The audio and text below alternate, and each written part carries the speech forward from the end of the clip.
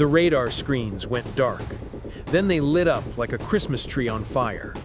At 3:14 a.m. Alaska Standard Time, deep inside the operations center at Naval Air Facility Adak, a junior sonar technician named Petty Officer Sarah Chen saw something that made her blood run cold. An acoustic signature that shouldn't exist, a ghost in the water. 73 nautical miles off the Aleutian coast, closer to American territory than any Russian submarine had dared to venture in over 2 decades. Something massive was moving through the darkness. Something worth $1.8 billion. Something that wasn't supposed to be there. And in exactly 4 minutes, that invisible predator would do something so brazen, so calculated, that it would trigger the most intense naval confrontation between Washington and Moscow since the Soviet Union collapsed. Because Russia's newest weapon wasn't just testing the waters, it was testing America's will to respond. The submarine was the K-561 Kazan, a Yasen-M class nuclear-powered attack submarine, the crown jewel of Russia's northern fleet. At 390 feet long and displacing nearly 14,000 tons submerged, this wasn't just a submarine. It was a floating fortress of modern warfare technology. Armed with Caliber cruise missiles capable of striking targets 1,500 miles inland and Zircon hypersonic missiles that could reach Mach 9, the Kazan represented everything the Kremlin had invested in undersea dominance. And now it was sitting in America's backyard, uninvited and unannounced. What made this incursion particularly alarming wasn't just the proximity, it was the stealth. The Yasen-M class features an advanced active noise cancellation system, acoustic tiles that absorb sonar waves like a sound-eating sponge, and a pump jet propulsion system so quiet that U.S. intelligence had nicknamed it the Whisper.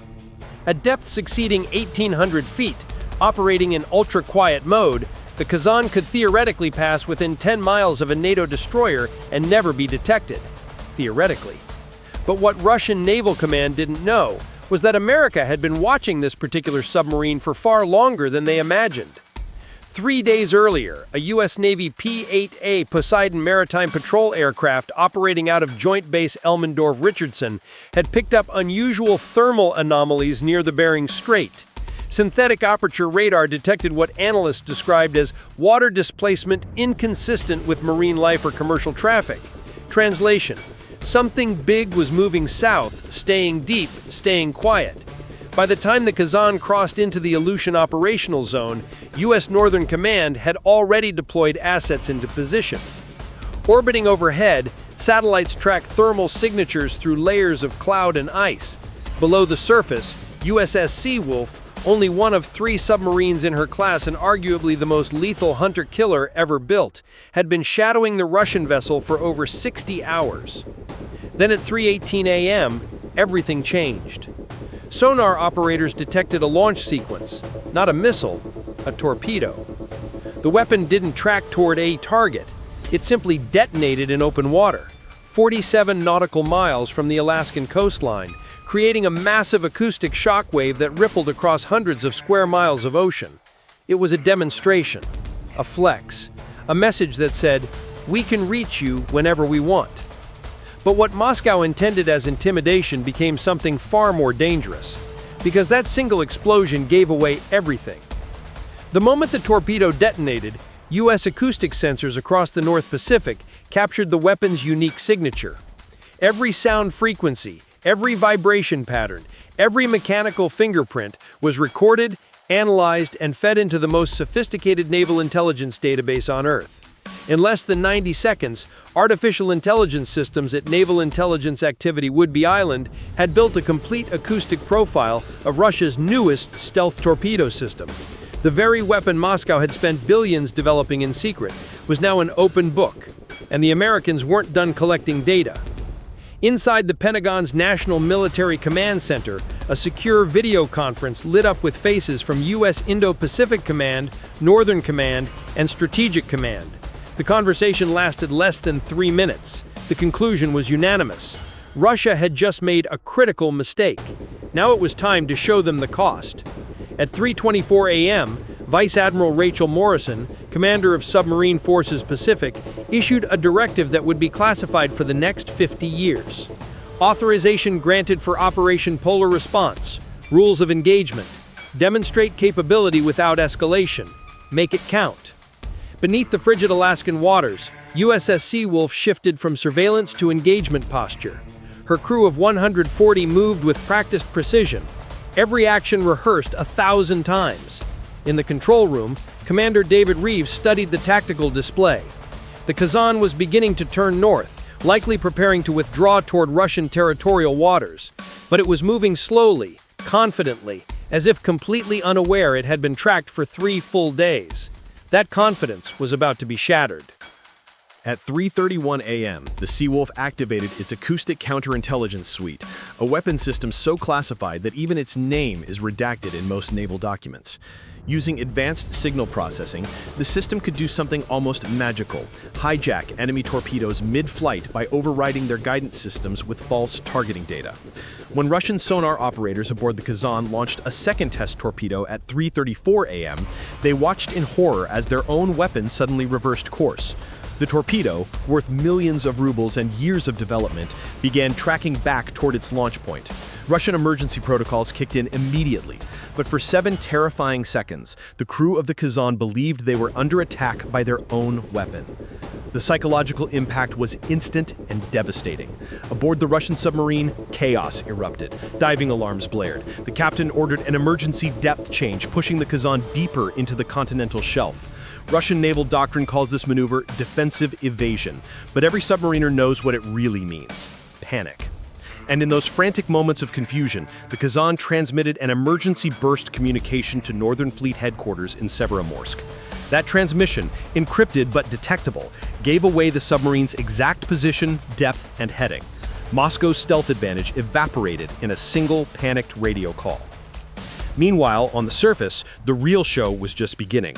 At 3:47 a.m., USS Michael Mansour, an Arleigh Burke-class destroyer that had been positioned 95 nautical miles west of the Kazan's location, suddenly went active. Her AN/SQ-S53C sonar system, one of the most powerful in the world, fired a broadband pulse across 400 square miles of ocean. In the silent world beneath the waves, this was the equivalent of turning on stadium lights in a darkened room. Every Russian sensor for 200 miles detected it instantly. The message was unmistakable. We see you. We've always seen you. Stop pretending. For submariners, going active sonar is a declaration. It announces your presence, sacrifices stealth for overwhelming acoustic dominance, and tells the enemy that you're no longer hiding, you're hunting. The Russian crew aboard the Kazan knew immediately what this meant. Their cover was blown, their stealth advantage was gone, and somewhere in the darkness, American assets were closing in. But the Americans weren't finished demonstrating their technological superiority. At 4:02 a.m., U.S. Space Command repositioned 2 advanced reconnaissance satellites directly over the Aleutian operational zone. Using infrared and thermal imaging capable of detecting temperature changes through ice, clouds, and even water, these satellites pinpointed the Kazan's exact location at a depth of 1,240 feet, moving northwest at 12 knots. The data was transmitted in real time to Northern Command, where analysts overlaid the submarine's projected course on tactical maps. Every possible escape route was calculated, anticipated, and covered. At 4:18 a.m., the Pentagon authorized the final phase of the response. From Eielson Air Force Base in Fairbanks, Ireland, 2 F-22 Raptor stealth fighters scrambled into the pre-dawn darkness. Their mission wasn't to engage, it was to intimidate. Flying at 40,000 feet, the Raptors used their advanced radar systems to sweep the entire operational area. Their presence transmitted on frequencies the Russians would definitely detect. The message: America controlled not just the water and the depths, but the sky above. Total spectrum dominance. But the most devastating blow came from the shadows of cyber warfare. At 4:31 a.m., U.S. Cyber Command executed what can only be described as a digital masterpiece. Using high-energy electromagnetic pulses transmitted through underwater communication nodes, American operators flooded Russian naval frequencies with massive amounts of interference. For exactly 6 minutes, every Russian submarine communication system from the Bering Sea to the Sea of Okhotsk went completely dark. No secure channels, no burst communications, no contact with Fleet Command. The Kazan, along with every other Russian vessel in the region, was suddenly cut off and alone in hostile waters. Inside the Kazan, the crew experienced what submariners fear most: total communication failure in enemy territory. Russian technicians frantically worked to re-establish contact with Northern Fleet headquarters, but every frequency was jammed, every backup channel flooded with static. For 12 agonizing minutes, Russia's most advanced submarine was deaf, mute, and isolated in hostile waters. Commander Reeves aboard the Seawolf watched the Russian submarine's frantic maneuvering on his tactical display and allowed himself the smallest smile. Point made. At 5:03 a.m., as suddenly as it began, the electronic warfare assault ceased. Russian communications came back online. The first message from Severomorsk was brief and unmistakable. RTB immediately. Protocol Alpha. Return to base. The Kazan turned north and accelerated, no longer attempting stealth, simply running for the safety of Russian waters. The $1.8 billion pride of Moscow's fleet retreated like a scolded child, and the Seawolf followed at a leisurely distance, recording every acoustic signature, every propulsion frequency, every system noise the Russian submarine made during its panicked withdrawal. By 7:30 a.m., the Kazan had crossed back into Russian territorial waters near the Kamchatka Peninsula. USS Seawolf disengaged, surfacing briefly to transmit a mission-complete signal before diving again and turning south. Operation Polar Response was over. Duration, 4 hours and 16 minutes. American casualties, 0. Russian casualties, only pride. But that wound cut deep. Within 48 hours, satellite imagery confirmed that the Kazan had been recalled to its home port at Vilyachinsk for what Russian media called routine maintenance. Naval intelligence analysts knew better. The submarine was undergoing complete system diagnostics and recalibration, trying to figure out how the Americans had compromised their stealth advantage so completely. In Moscow, heads rolled quietly in Naval Command. In Washington, champagne corks stayed firmly in their bottles. This wasn't something to celebrate publicly, it was simply a reminder of an old truth. In modern warfare, the most powerful weapons aren't the ones you can see, it's the one your enemy never sees coming until it's far too late.